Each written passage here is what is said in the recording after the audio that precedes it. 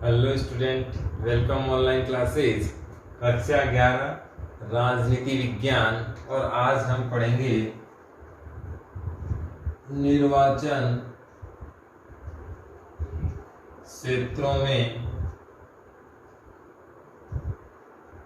आरक्षण। बेहद इंपॉर्टेंट बिंदु है। भारत की परिदृश्य में आरक्षण का नाम बड़ा अजीब सा है।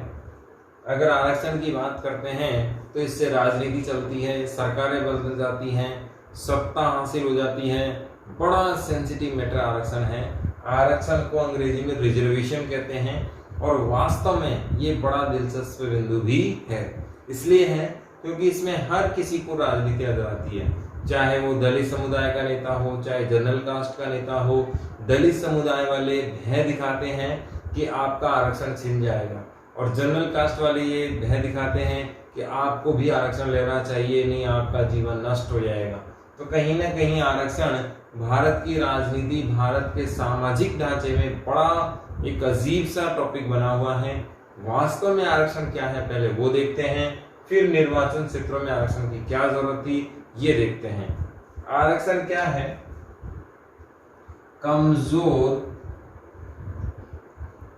व पिछड़े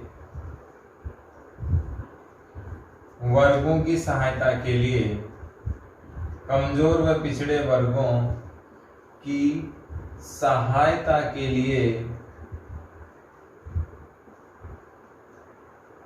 किए गए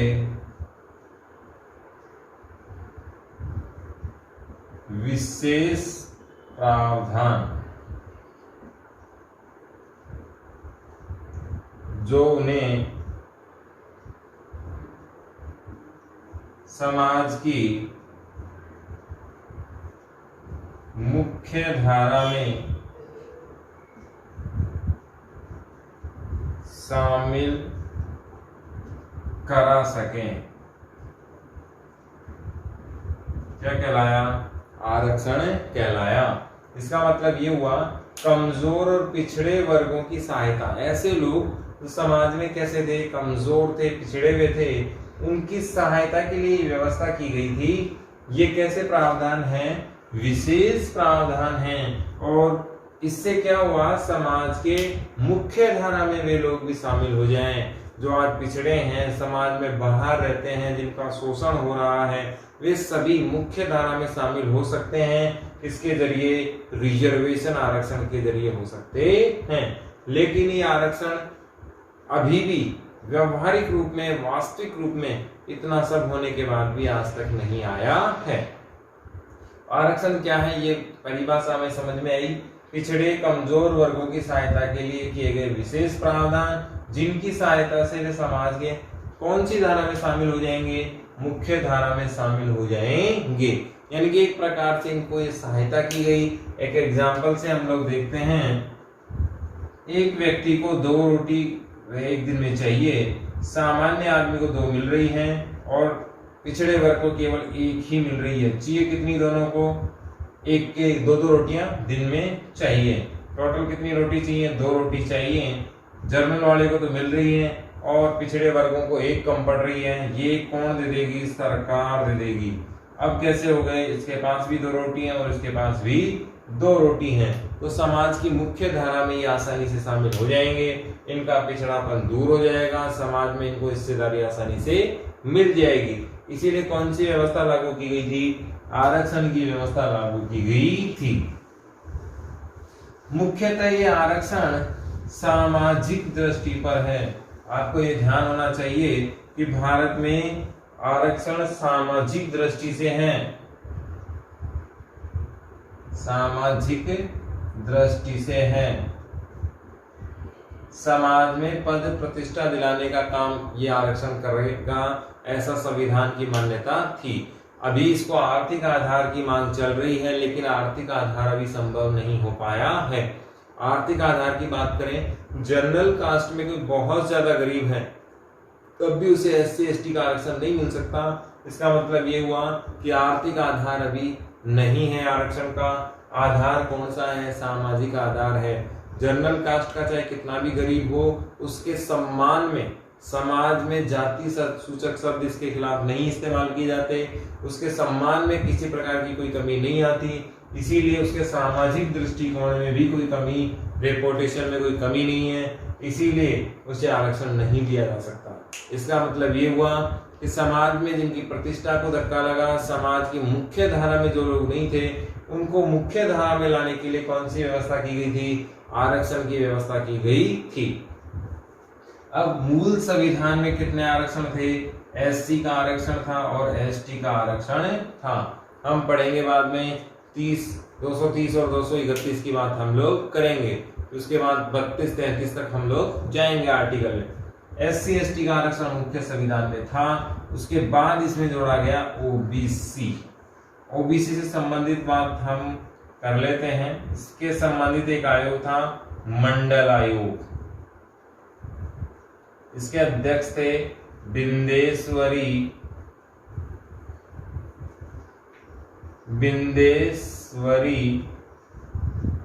प्रसाद मंडल।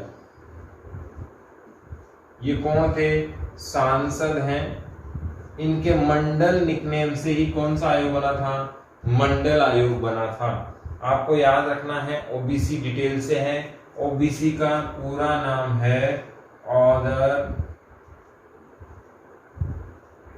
बैकवर्ड क्लासेज, अन्य पिछड़ा वर्ग। अन्य पिछड़ा वर्ग। एनसीईआरटी में 12th बोर्ड में ये सवाल आया हुआ है। अन्य पिछड़ा वर्ग का पूरा नाम लिखें तो अन्य पिछड़ा वर्ग का ओबीसी का पूरा नाम लिखें तो ओबीसी का पूरा नाम क्या हो जाएगा? अदर बैकवर्ड क्लासेस और अन्य पिछड़ा वर्ग। ओबीसी की बात करें तो इससे संबंधित आयोग कौन सा था? मंडल आयोग था। और इसके अध्यक्ष कौन थे? बिंदेश्वरी प्रसाद मंडल साहब थे। बहुत ध्यान से देखना, आपकी बुक में ये नहीं है, इसीलिए एडिशनल मैंने यहाँ करवा दिया ताकि ये बहुत अच्छे से याद हो जाए। अपने सिलेबस का पार्ट ये नहीं है, लेकिन कंपटीशन में बहुत बार ये सवाल आता है। मंडल आयोग का गठन हुआ था 1978 में और सरकार थी जनता दल की। लेकिन जनता दल की सरकार ज्यादा समय नहीं रही, हम ये भी डिटेल से पढ़ेंगे। और फिर 1980 में मंडल आयोग की क्या आई? रिपोर्ट आई।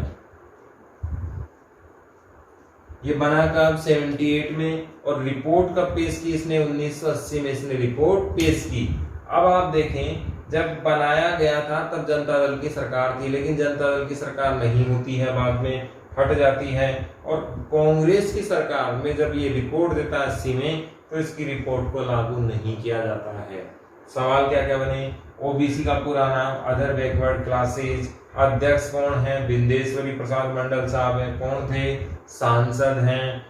आयोग कौन सा है? ओबीसी से संबंधित मंडल आयोग है, बहुत बार पूछा गया है। ओबीसी से संबंधित आरक्षण, ओबीसी आरक्षण से संबंधित आयोग कौन सा है? मंडल आयोग है।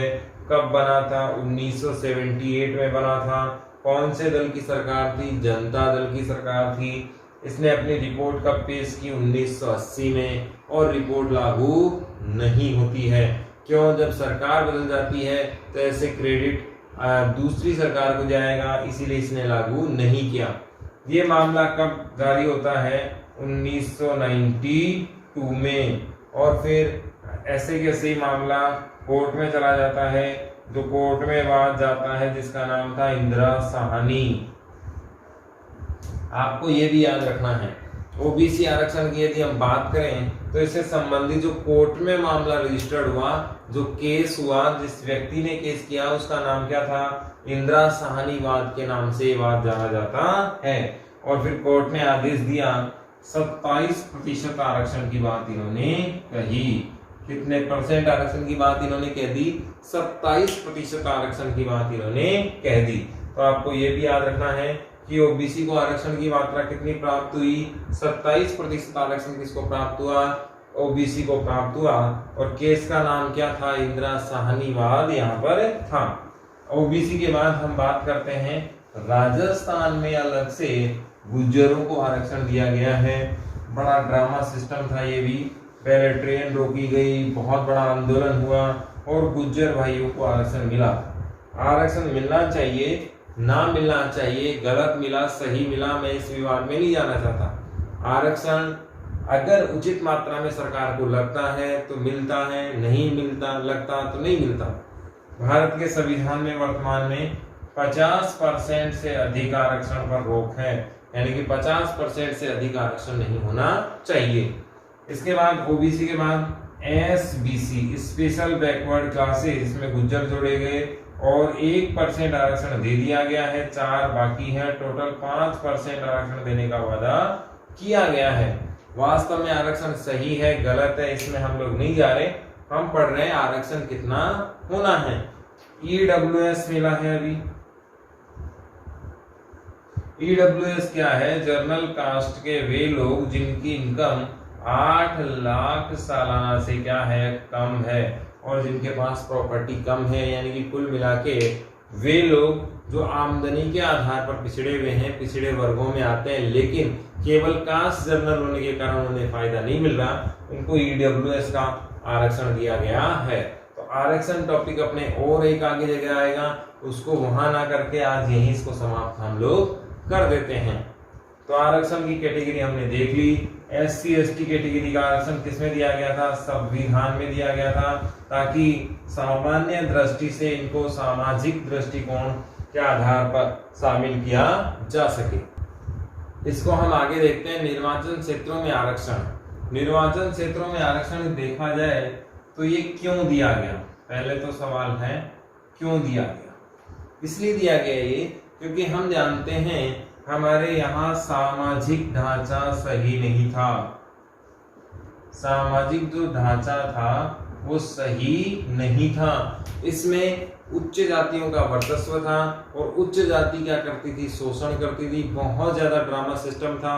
दलित है तो गांव से बाहर रहेगा, गांव में आएगा तो चप्पल हाथ में लेके आएगा, पगड़ी नहीं पहनेगा, घोड़ी पे नहीं बैठ सकता, सामूहिक जल का यूज नहीं कर सकता, बहुत सारे प्रतिबंध उनके ऊपर थे। ऐसी स्थिति में सामाजिक ढांचे में सुधार लाना बहुत बड़ी बात थी और ये सुधार की शुरुआत कहीं ना कहीं कहां से की गई?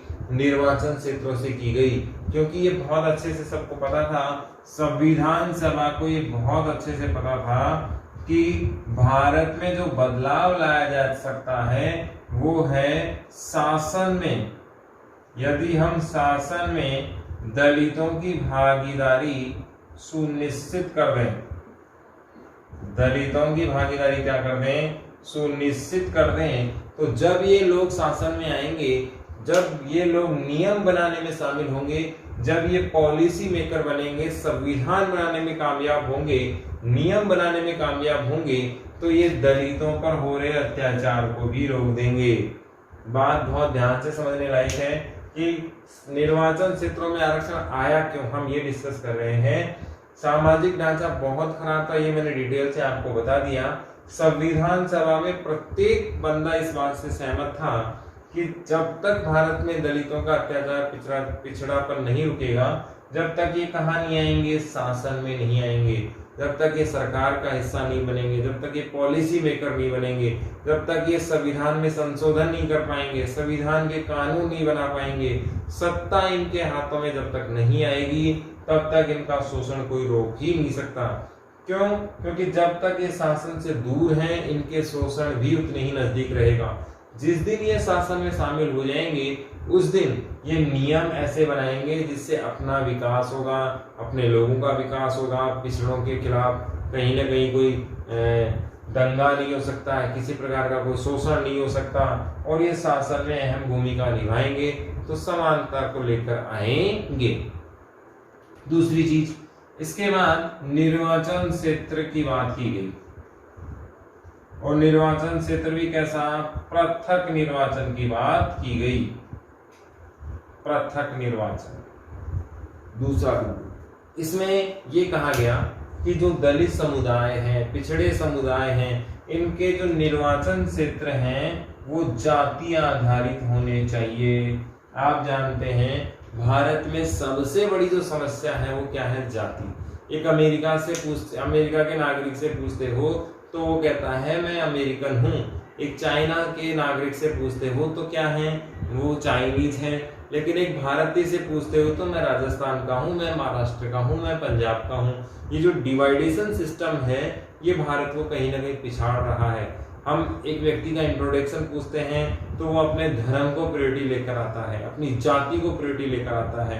मैं दलित हूँ, मैं पिछड़ा हूँ, मैं जनरल हूँ, मैं ओबीसी हूँ, मैं SC ST हूँ, सब। तो कहीं ना कहीं जाति आधारित की बात की गई कि उम्मीदवार भी एक विशेष जाति का होगा, उम्मीदवार भी क्या होगा, विशेष जाति का होगा, और मतदाता भी उसी जाति का होगा।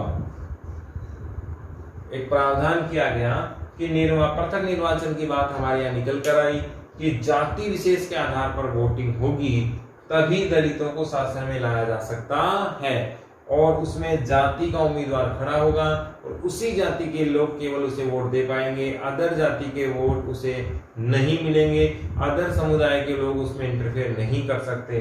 तो उस समुदाय के जो दलित पिछड़े लोग हैं वो कहाँ जाएंगे, शासन में आ जाएंगे। बाद में इसका खंडन किया गया और इस पर फोकस किया गया कि इस तरीके से तो शासन बर्बाद ही हो जाएगा और कहीं ना कहीं जो हमारी एकता है वो क्या हो जाएगी, समाप्त हो जाएगी। और देश में कौन सा फैक्टर ज्यादा हावी हो जाएगा, जातिवाद फैक्टर ज्यादा हावी हो जाएगा, टुकड़े हो जाएंगे। ये दलितों का क्षेत्र है, ये जाटों का क्षेत्र है, ये राजपूतों का क्षेत्र है, ये ब्राह्मणों का क्षेत्र है, ये पिछड़ों का क्षेत्र है, ऐसे कहेंगे तो जाति बहुत ज्यादा हावी हो जाएगी और जात आधारित क्षेत्र हमारे देश में बन जाएंगे, क्योंकि जाति के आधार पर मतदान हो रहा है, जाति के आधार पर समूह बन जाएंगे, जाति के आधार पर संगठन बन जाएंगे और जातवाद पूरे देश को बांट देगा। पहले धर्म ने 2 देश बनवाई दिए थे, पाकिस्तान और भारत। ऐसी स्थिति में जाति के आधार पर कितने देश बनेंगे, ये एक बड़ा सवाल उठकर आया। इसलिए इस फोरम को भी क्या कर दिया, हमने रिजेक्ट कर दिया। और उसके बाद नया एजेंडा निकल कर आया कि किस प्रकार से आरक्षित क्षेत्र कर दिए जाएं, कौन से क्षेत्र या कितनी सीटें आरक्षित कर दी जाएं जिसमें उम्मीदवार केवल यही होंगे लेकिन मतदाता सब होंगे। तो ऐसे में वर्तमान की बात करें,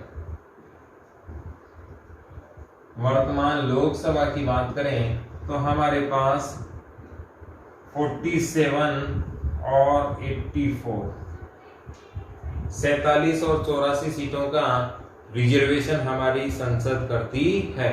लोकसभा में हमारी इतनी सीटें हैं, ये SC की हैं और ये ST की सीटें हैं। इन पे उम्मीदवार SC ST के ही होंगे लेकिन मतदाता सभी होंगे। मतदाता क्या होंगे, सभी होंगे।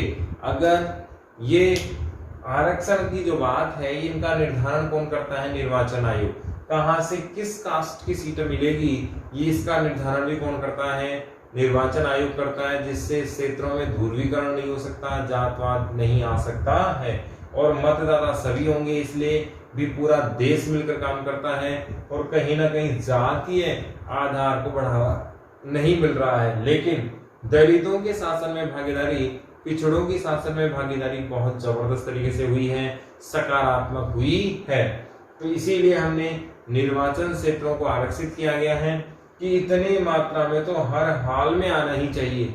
अभी हम लोग महिला आरक्षण की बात कर रहे हैं कि महिलाओं की निश्चित भागीदारी लोकसभा में होनी चाहिए, लेकिन वो अभी बिल ही पास नहीं हुआ है। 60 के दशक से लगातार ऐसा हो रहा है, 90 के दशक से लगातार ऐसा हो रहा है, बिल बार बार लाया जा रहा है लेकिन बार बार वो पास होता ही नहीं है।